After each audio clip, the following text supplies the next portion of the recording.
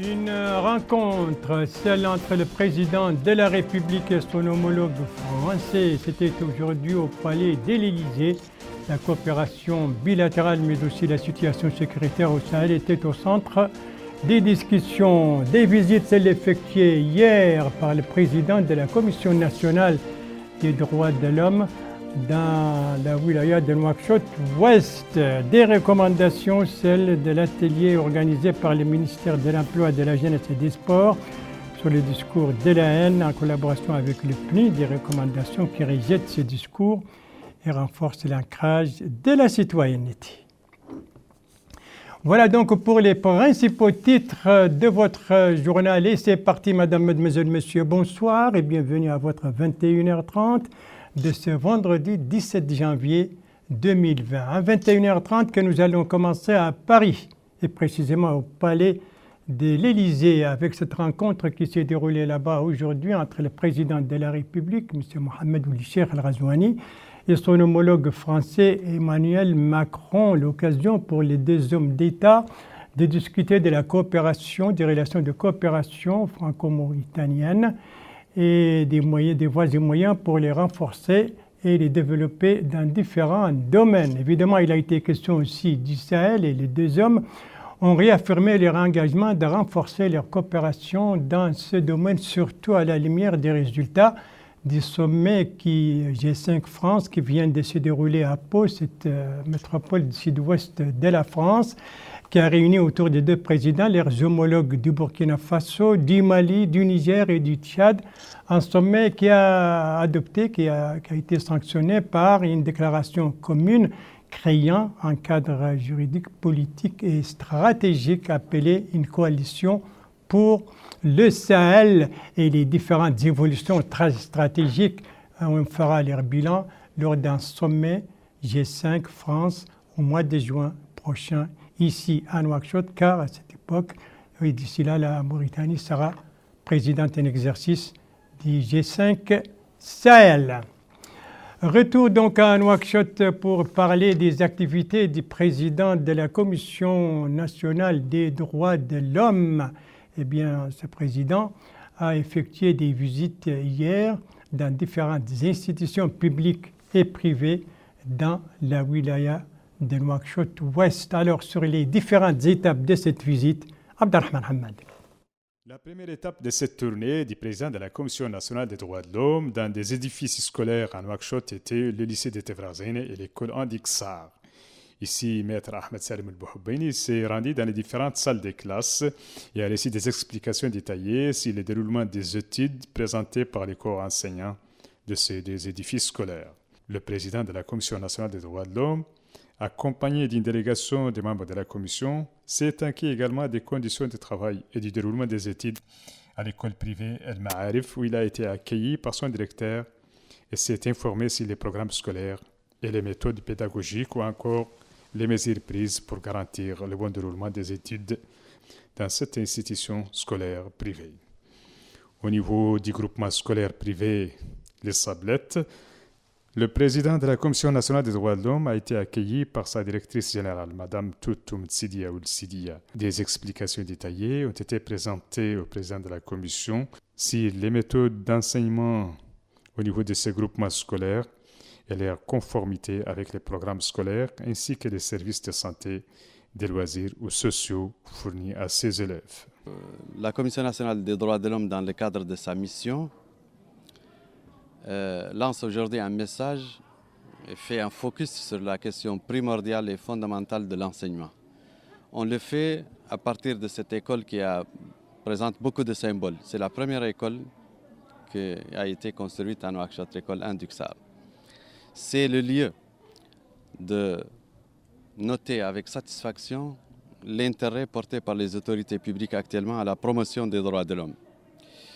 Ce sera l'occasion pour nous de présenter dans notre rapport toutes les insuffisances, les lacunes, les remarques que nous avons remarquées dans le domaine de l'enseignement, qui seront présentées dans un rapport qu'on présente aux autorités. Nous lançons un appel aussi pour le respect de l'obligation de l'enseignement parce qu'elle peut être une solution pour la lutte contre le travail des enfants et l'esclavage. Et nous avons enregistré beaucoup de remarques que nous formulerons le moment venu aux autorités. Le président de la Commission nationale des droits de l'homme a par ailleurs visité les marchés des poissons où il s'est inquiet de l'état de ces marchés et son rôle dans l'approvisionnement des marchés locaux en termes de poissons. Au cours d'une réunion avec les associations de pêche artisanale et des syndicats, le directeur général adjoint du marché des poissons, M. Mohamed Mahmoud El-Omar, a indiqué que les marchés des poissons, dont la création remonte à l'année 1997, constituent le fruit d'un partenariat entre notre pays et le Japon, précisant qu'il approvisionne les marchés locaux en termes de poissons et qu'il offre plusieurs opportunités d'emploi aux citoyens. À son tour, le président de la Commission nationale des droits de l'homme, M. Ahmed Salim El-Bouhbeini, a expliqué le rôle de la Commission, qui est une institution consultative indépendante et autonome à composition plurielle chargée du conseil d'observation, d'alerte, de médiation et d'évaluation en matière de respect des droits de l'homme. Le président s'est engagé à trouver des solutions aux problèmes posés. Les participants à cette réunion ont posé des problèmes et doléances qui portent dans leur ensemble sur la mauritanisation des emplois dans ce secteur vital. Dans les locaux de la commune de Tevrazen, le président de la Commission nationale des droits de l'homme a tenu une réunion avec les représentants des organisations de la société civile où il les a éclairés sur le rôle de la Commission dans la promotion des droits de l'homme, un rôle qui est apprécié par le maire de la commune de Tevrazen. La dernière étape de ce périple était les brigades spéciales pour les mineurs en conflit avec la loi. Ici, la commissaire Hindou Mtchernoul Mohamed Lalaf a présenté un aperçu sur la mission de cette institution qui se charge de la protection et l'insertion des enfants en conflit avec la loi. Voilà donc pour ces visites du président de la Commission nationale des droits de l'homme, des visites qui entrent dans le cadre de la campagne donc entreprise par cette institution pour renforcer les droits de l'homme. Autre campagne dans ce journal, mais cette fois, ça nous amène à Nouadhibou. Il s'agit d'une campagne de sensibilisation sur les dangers des drogues et sur les dangers des produits psychotropes. Lancement de cette campagne aujourd'hui durait 1 mois. Alors, organisatrice, c'est la Gendarmerie nationale en collaboration avec la Wilaya. Que cible cette campagne? Élément de réponse avec ce compte-rendu de l'un de nos correspondants permanents à Nouadhibou, Elvara Chibani, un compte-rendu revu en français par Bokar Baïleba. La campagne qui dure au mois cible plus de 40 établissements d'enseignement, en plus des syndicats, des imams et de certains établissements économiques de la ville de Nouadhibou. Pour cet homme, cette campagne de sensibilisation est à saluer à sa juste valeur. Il estime qu'au niveau de la direction régionale de l'éducation, cette campagne va permettre à la compréhension du phénomène de la drogue et de faire en sorte qu'il ne touche pas le milieu scolaire. Ce jeune affirme qu'il a reçu beaucoup d'informations sur les dangers de la drogue, ajoutant que cette campagne de sensibilisation est d'une grande importance pour prémunir les jeunes contre ce phénomène. Cette femme y va de son avis. Elle estime que la lutte contre ce phénomène demande les efforts de tous. Et cette campagne de sensibilisation constitue l'un des moyens pour venir à bout de ce phénomène. Le capitaine El-Abeidir Cheikh Al-Malaïnin, directeur de la cellule anti-stupéfiants et substances psychotropes, a indiqué que la spécificité de la ville de Nouadhibou et sa situation géographique, sécuritaire et économique en font un endroit privilégié pour accueillir la campagne. Il a précisé que la campagne avait été préparée à la fois dans ses aspects sensibilisation et formation, incluant toutes les institutions civiles, en particulier l'éducation, la sécurité et l'armée. La campagne cible aussi la main-d'œuvre des secteurs des pêches et des mines, et tous les forums et associations, celles des imams et cheikhs de Mahadra, en particulier les clubs de jeunes et de femmes, en plus des mineurs et des détenus de la prison civile. Les participants ont suivi une conférence sur la définition du concept de drogue ou stupéfiant et sur les risques qui en découlent, les différents types de drogues, les plus connus, la prévention et la toxicomanie. La campagne de sensibilisation donc sur les dangers des stupéfiants et des substances psychotropes, une campagne entreprise par la cellule de la Gendarmerie nationale en collaboration de la WIA, lancement aujourd'hui. Prémunir donc la jeunesse et les jeunes contre ces drogues et contre ces stupéfiants. Autant, c'est l'objectif de cette campagne. Le rôle des jeunes, justement, dans la citoyenneté, pour ancrer la citoyenneté, ça a été également au centre d'une plateforme interactive organisée par Radio Mauritanie. C'était hier soir, compte rendu Abdoulaye Demeba. La jeunesse à venir d'une nation, tel est le thème de ce colloque organisé par Radio Mauritanie et ainsi cette plateforme interactive de jeunes blogueurs et activistes sur les réseaux sociaux est un cadre permettant d'instaurer le dialogue entre les jeunes. Cette rencontre constitue aussi une occasion pour ces derniers d'exprimer leurs sentiments en toute liberté sans contraintes et pesanteurs sociaux. Abay Oultelbe, chercheur dans le cadre des questions de jeunesse, a évoqué la place et le rôle que joue la jeunesse dans le développement d'un pays. Dans ce cadre, il a en outre souligné le rôle primordial de cette composante qui, dit-il, doit jouer pleinement sa partition dans le développement du pays. Au cours de cette rencontre, plusieurs participants se sont exprimés. Ils ont tour à tour fait part de l'importance de la contribution des jeunes dans le cadre de la recherche de solutions aux problèmes de chômage, en plus de la nécessité de se libérer de toute contrainte qui pourrait annihiler leur contribution au processus de construction nationale.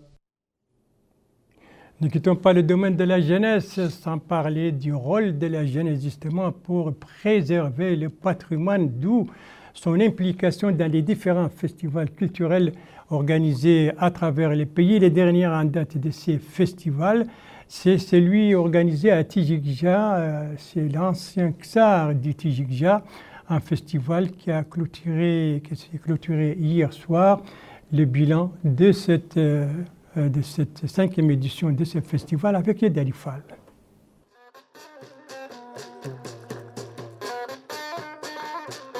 Les dernières notes musicales qui annoncent la clôture du festival de Tijikja ont résonné tard dans la nuit. L'authenticité de la musique mauritanienne a été rappelée par les artistes qui ont rivalisé d'ardeur en cette nuit. L'importance de la culture, de la préservation du patrimoine national a été rappelée par le conseiller d'Iwali chargé des affaires économiques, qui a souligné qu'au cours des 3 jours du festival, les habitants de la ville ont fait de leur mieux pour exprimer leur attachement à leur patrimoine culturel. Différents intervenants ont souligné la réussite de ce festival et le rôle qu'il joue dans la promotion de la culture de la ville de Tijikja.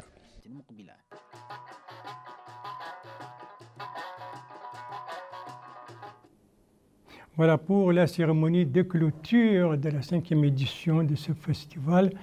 Donc l'ancien Ksar de Tijikja, c'était hier soir. Et autant Tijikja a vibré au son de ses notes musicales, autant toute la wilaya a vibré, elle, sur le vrombissement des engins du rallye Eco-Rise qui a terminé hier, qui a terminé surtout ce matin. La boucle de Tijikja dans son périple mauritanien. C'est un compte-rendu de notre envoyé spécial Talha Mohamed, un compte-rendu revu en français par Bokar Baïleba. Fin de l'étape du Tagon de la caravane de la 12e édition du rallye Africa Eco-Race. Les concurrents ont quitté la ville de Tijikja après avoir parcouru pendant 2 jours des milliers de kilomètres à bord de leurs puissants autos et motos. Le tout surveillé et guidé par des hélicoptères qui ne quittent jamais des yeux les concurrents. Une fois encore, cette étape sous forme de boucle autour de Tijikja aura permis aux concurrents d'en prendre plein les yeux dans cette région de Mauritanie, véritable joyau du pays. Sur le plan sportif, le tracé de 415 km a également constitué un gros morceau en pilotage et en navigation. Un rallye fantastique de Monaco à Dakar en 12 étapes magiques avec des bivouacs en pleine nature et bien plus notamment en Mauritanie. Le rallye connaît cette année la participation de 34 nationalités et 5 continents.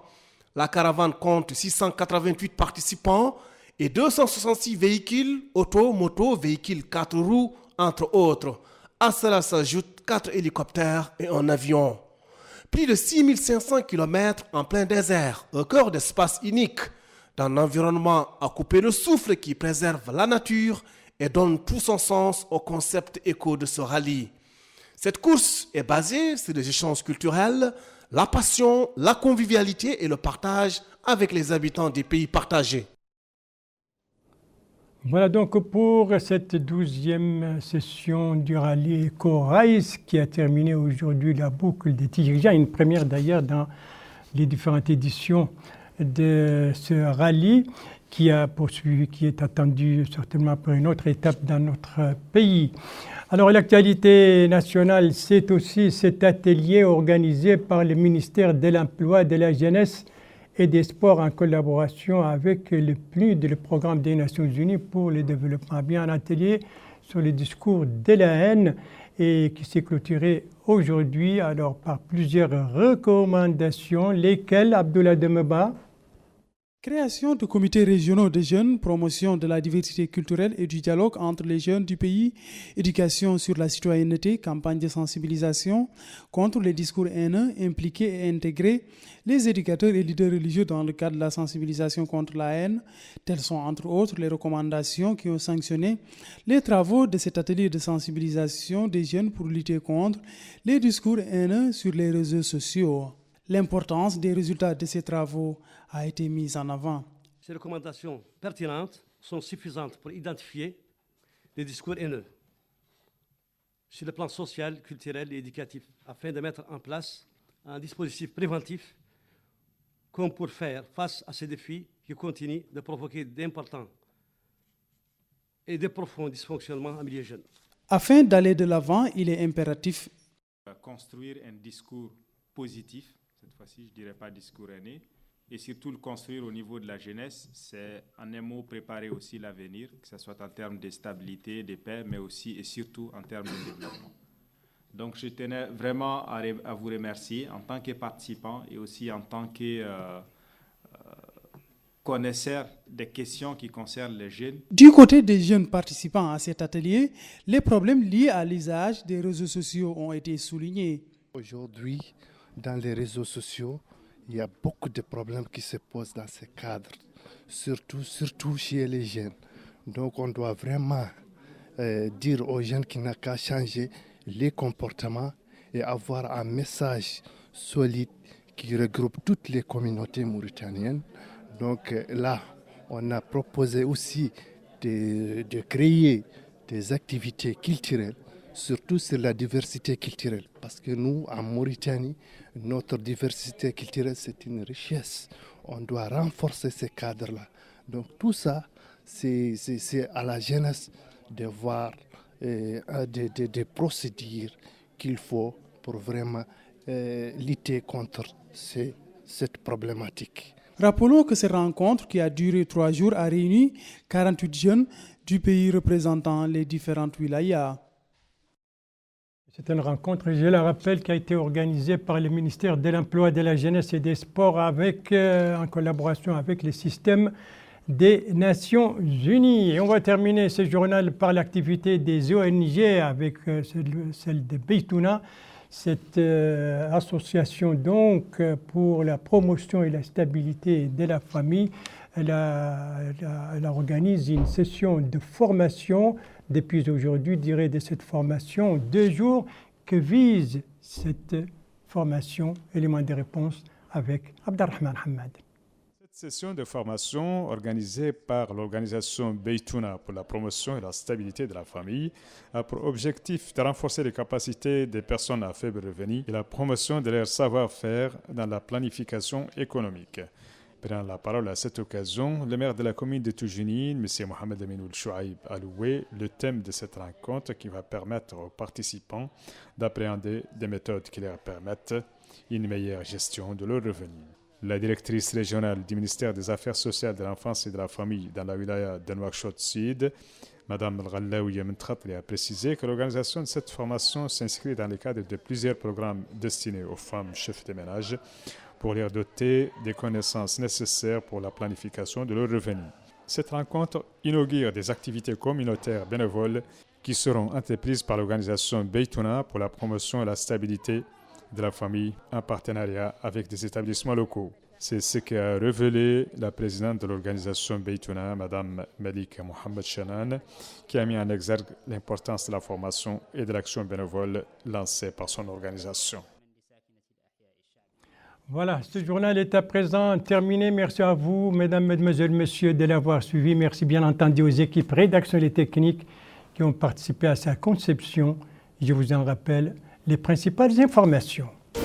Ça, c'est la rencontre cet après-midi aujourd'hui à l'Élysée, au palais de l'Élysée, entre le président de la République et son homologue français, l'occasion de discuter de la coopération bilatérale, mais aussi de réaffirmer l'engagement de deux hommes en faveur de la coordination et du renforcement de la lutte contre le terrorisme. Ça, c'est les visites effectuées hier par le président de la CNDH dans la wilaya de Nouakchott-Ouest. Et ça, c'est cet atelier organisé par le ministère de l'Emploi, de la Jeunesse et des Sports et le système des Nations Unies sur le discours de la haine. Plusieurs recommandations ont été adoptées, rejetant ce discours et demandant l'ancrage de la citoyenneté. Voilà, il ne me reste plus qu'à vous souhaiter une très bonne fin de soirée, une très bonne fin de semaine et à vous donner rendez-vous, Inch'Allah, demain à la même heure, 21h30. Bonsoir.